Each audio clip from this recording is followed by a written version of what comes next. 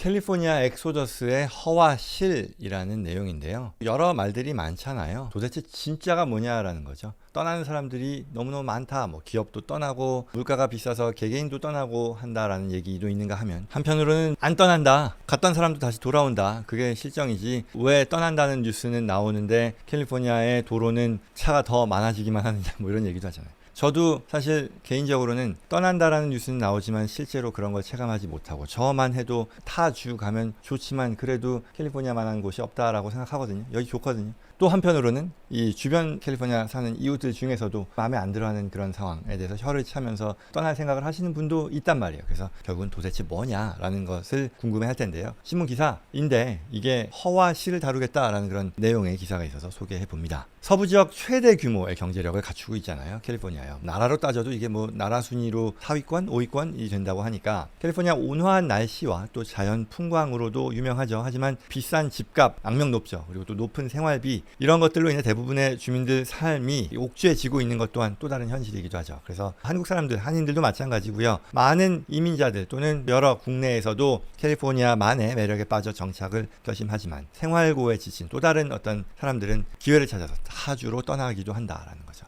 그래서 금융조사기관인데요. 고뱅킹레이트라고 하는 사이트에서요, 분석한 자료를 토대로 이 캘리포니아에 남아야 할 이유, 그리고 또 떠나야 할 이유를 한번 정리해봤다고 합니다. 우선 떠나야 할 이유에 대해서는요, 이 캘리포니아에서는요 6자릿수 연봉, 6디짓 연봉이라고 하죠. 10만 불 이상의 소득도 캘리포니아 드림을 이루는데 그다지 큰 도움이 되지 않는다라고 합니다. 이런 현실을 반영하듯이 이 사이트에서 선정한 고액 연봉자들이 살기 힘든 도시 10개 도시를 뽑았는데요. 여기에 샌프란시스코가 1위, 그리고 LA가 3위, 샌디에고가 7위, 이렇게 3개 도시가 포함됐다라고 하네요. 샌프란시스코를 먼저 보면요, 대도시 중에서도 가장 높은 생활비 그리고 비싼 집값으로 악명이 높은 도시죠. 이 중간 주택가가 130만 달러에 달하고요. 또 원베드룸 아파트의 렌트비도 원베드룸이 3,000달러가 넘는다라는 거죠. 주거비용만 그런가요? 뿐만 아니라 일상생활에 필요한 어떤 식료품비, 교육비, 교통비, 외식비 모두 비싸다라는 거죠. 천사의 도시라고도 불리는 LA도 마찬가지입니다. 10만 달러 이상 고액 연봉자들이 살기 힘든 도시 순위에서 뉴욕이 2위인데 3위를 달리고 있다는 거죠. 중간 집값 90만 달러 상회하고요. 원베드룸 렌트비도 샌프란시스코와 비슷한 3,000달러가 넘는 그런 수준이다라는 거죠. 그래서 LA 주민들 특히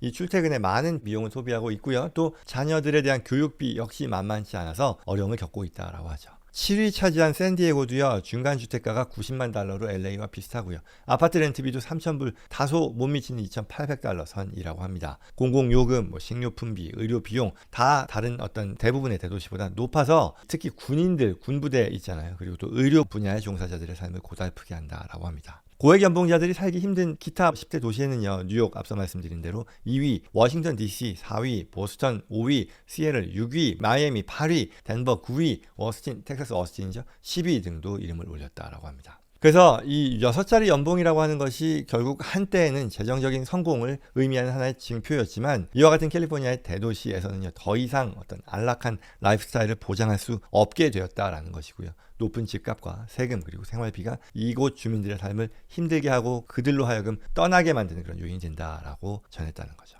자, 그럼 이제 그럼에도 남아야 할 이유에 대해서 좀 재미있는 4가지 이유를 설명했는데요. 첫 번째는요, 캘리포니아 주택값이 높긴 하지만요, 주택 소유주들이 부담하는 재산세가 낮답니다. 미 전국 50개 주 중에서는 그래도 뭐 19위니까 아주 낮은 건 아니지만 그래도 뭐 1, 2위는 아니니까 낮다고 하네요. 다시 말하면 31개 주 기타 주들의 재산세가 캘리포니아보다 더 높다라는 얘기죠. 재산세율이요. 그러니 중간주택가 또는 뭐 평균 어떤 리스팅 가격을 기준으로 71만 불 정도 되는데, 캘리포니아 주택 소유주들이 내는 실제 재산세가 집값의 0.75% 수준인 5,300달러 정도니까요. 이게 다른 데들 비하면 이 재산세율이 낮다라는 게 장점으로 꼽힌다는 거죠. 두 번째는요, 지금 현재 시점에서 캘리포니아의 이 GDP가요 3.23조 달러가 넘는다고 해요. 그러면 50개 주 가운데서요, GDP가 제일 낮은 데가 어디냐면요, 버몬트 주라고 하네요. 거기는 357억 달러에 불과하다고 하니까 100배 가량 되는 건가요?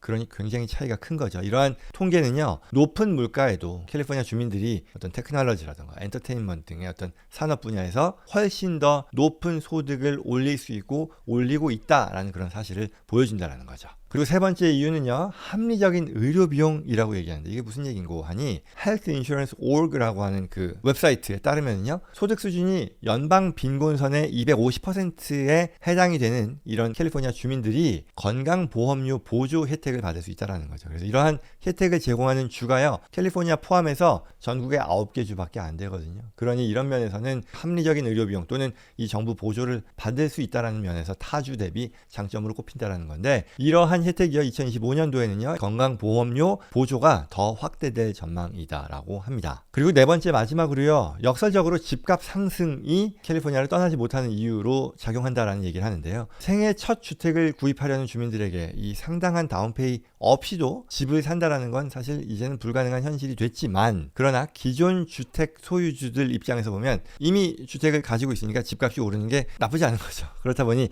날로 치솟는 집값의 혜택을 톡톡히 누리고 있다라는 거죠. 특히 이제 은퇴를 했거나 앞두고 있는 그런 주택 소유주들은 에쿼티가 쌓인 만큼 그걸 또 이제 생활비로 뽑아 쓸 수 있으니까 이게 든든한 재산이 될 수 있다라는 그런 사유를 들어서 집값 상승이 캘리포니아를 떠나지 못하게 하는 역사적인 이유가 된다라고 얘기를 했네요. 네, 그 캘리포니아 엑소더스의 어떤 허와 실에 대해 다룬 기사였습니다. 여러분들 어떻게 생각하시는지 궁금합니다.